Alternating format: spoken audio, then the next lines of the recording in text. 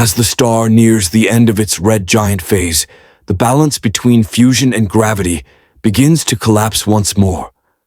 In the core, helium fuel becomes exhausted, and the fusion process can no longer generate enough energy to resist the crushing force of gravity. What happens next depends on the star's size. For low-mass stars like our Sun, the fourth stage of their life begins after they have exhausted the helium fuel in their cores. Once helium fusion ends, there is no longer enough energy to counteract the force of gravity.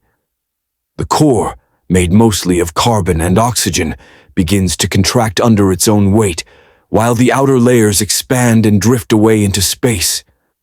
These outer layers form a glowing shell of gas known as a planetary nebula, illuminated by the hot core at the center.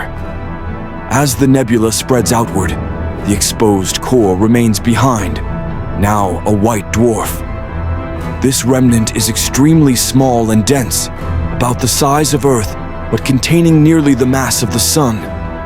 It no longer produces energy through fusion, but shines faintly with residual heat from its former life.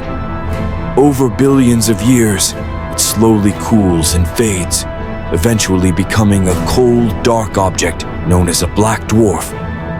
This gentle fading marks the peaceful end of a low-mass star's journey, a quiet transition from a brilliant life of fusion to an eternal rest, leaving behind elements that will someday help form new stars and planets in the endless cycle of the universe.